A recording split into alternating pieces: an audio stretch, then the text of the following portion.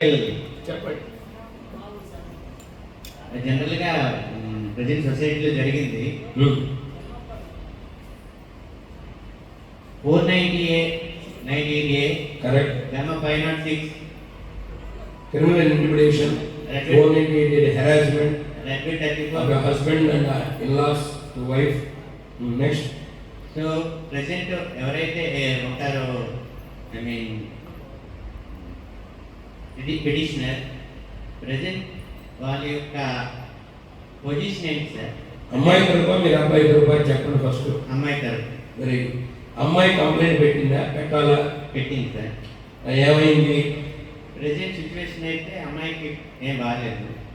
బాగాలేదంటే health బాగాలేదా? నన్ను లీగల్గా రెస్పాండ్ అనేది కరెక్ట్గా లేదు. ఎవరు? చట్టంలోనా? పోలీసులు, కోర్టులా? Sir very good.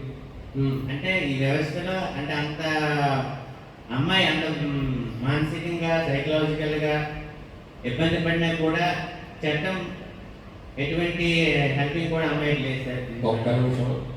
ఏంటంటే ఇందాక ఒక మాట చెప్తాను, ఈ ప్రపంచంలో ఎవరికి అపకారం చేయలేరు, ఎవరికి వాళ్ళు అపకారం చేసుకుంటారని చెప్పాను. అవునా?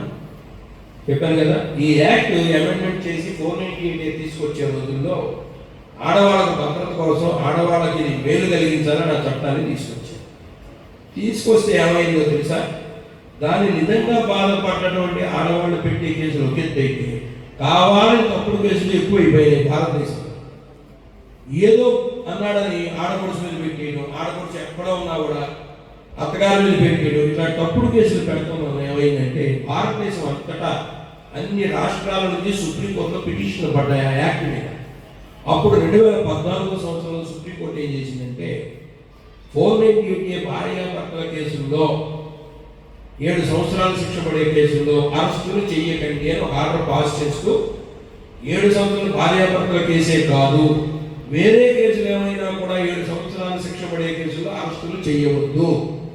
ఒకవేళ అరెస్టు చేయాల్సిన పరిస్థితి వస్తే ఓన్లీ హస్బెండ్ను మాత్రమే అరెస్టు చేయండి, అది కూడా సరైన ఎవిడెన్స్ సాక్ష్యాధారాలు ఉంటేనే అని 2014లో ఆర్డర్ పాస్ చేయడం వలన కొంతమంది అనేక మంది స్త్రీలు చేయడం అన్నటువంటి పనులు నిజంగా అభాగ్యులు బాధలు పడేటువంటి స్త్రీలకి ఆ జడ్జిమెంట్ అడ్డొచ్చింది. అందులో భార్య వీళ్ళ కంప్లైంట్ ఇస్తే భర్తను అరెస్ట్ చేయడం అనేది పోయేటప్పటికి విచ్చలవిడితనం అయిపోయింది. దానికి తోడు దురదృష్టవశాత్తు భారతదేశంలో వివాహ వ్యవస్థను భ్రష్టు పట్టించేశారు.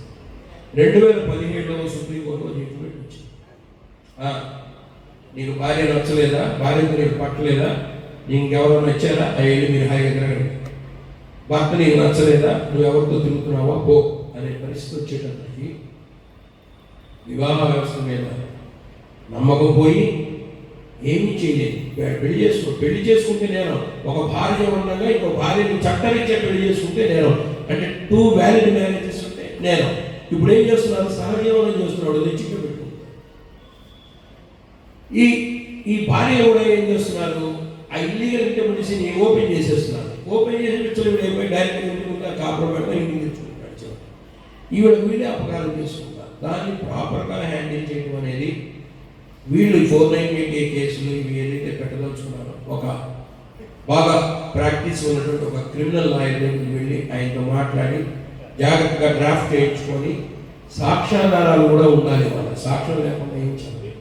అటువంటివి తీసుకెళ్ళిస్తే ఆ అమ్మాయికి తప్పకుండా న్యాయం జరుగుతుంది. ఆ అమ్మాయి ఏ ఊళ్ళో ఉంటుంది? ఇక్కడే కదా.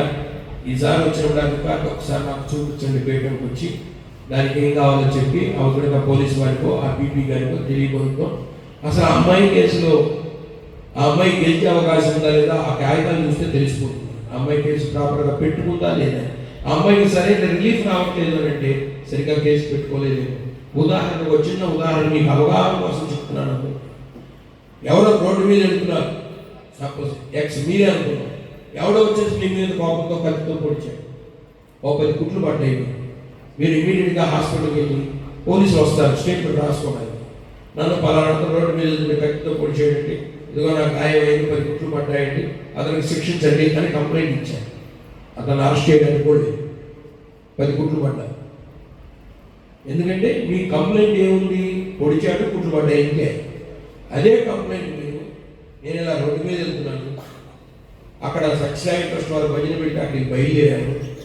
పలానా వాటాకి ఎదురొచ్చాడు, నా మీద కోపంతో నిన్ను ఇప్పుడు చంపేస్తాను, నీకు దిక్కెవరని నా మీద గొడవ పెట్టుకొని ఇప్పుడు చంపేస్తున్నానని పొడిచాడు, నీకు దిక్కెవరన్నారు. అదే టైం వాటి ట్రస్టీ గారు చూసి గబాల చేపట్టుకు లాగారు. ఆయన లాగడం వలన ఆ కత్తి నాకు చీకుపోవడం వల్ల 10 కుట్లు పడ్డాయి. నా మీద హత్యా ప్రయత్నం చేసినట్టు శిక్షించండి అని అనుకుని 307 పెట్టేటువంటి వాటికి ఖచ్చితంగా అంటే మనం ఇచ్చేటువంటి కంప్లైంట్లో ఆ క్లారిటీ, ఆ కాగ్నిజెన్స్ కనపడాలి. కంప్లైంట్ ఇవ్వడం వేరు, ఆ కంప్లైంట్ ఏ రకంగా రాయించుకోవాలనేది కూడా ఒక సిస్టమ్. అది లేకుండా అవగాహన లేకుండా ఇచ్చేస్తే ఇలాగే ఉంటుంది. ఇలా సముద్ర గుడ్డుగాడు చేపలు వేసుకెళ్ళి తిందాం అనుకోలేదు, బతికిద్దాం అనుకో చంపించేసాడు, అలా జరుగుతుంది. కాబట్టి అమ్మాయి కంప్లైంట్ చూస్తే మనకు అర్థమవుతుంది. ఆ కంప్లైంట్లో దాంట్లో విషయం లేదనుకోండి, పీపీ ఏం చేయలేడు, పోలీసు ఏం చేయలేదు, దానితో అరెస్టు చేయొద్దన్నారు కదా, అరెస్టు చేయొద్దన్నారు కదా. ఖచ్చితంగా మీకు అది ఉండాలి, ఎవిడెన్స్ ఉండాలి. చూద్దాం ఈసారి తప్పకుండా. ఇంకొకటి ఏంటంటే, నేను మ్యాట్రిమోనియల్ అఫెన్సెస్లో నేను ఆడపిల్లల తల్లిదండ్రుల దగ్గర ఫీజులు తీసుకున్నాను. నాన్ లోకల్ అయితే ఫ్లైట్లు, రూములు అవే, కానీ లోకల్ అయితే నా కార్లో నేనే వెళ్ళి నా ఆర్మీలు చెప్పేసి వస్తాను, మా స్టాఫ్ కూడా డబ్బులు తీసుకోవద్దంట. కాబట్టి ఒకవేళ అమ్మాయి మీతో వచ్చినా నేను ఇచ్చిన సలహా ఇస్తాను, సహాయం చేస్తాను, నాకు ₹1 ఫీజు కూడా నేను ఇక్కడ ఉన్నప్పుడు. అయ్యా ఇంకెవరైనా డౌట్స్ అడుగుతారండి?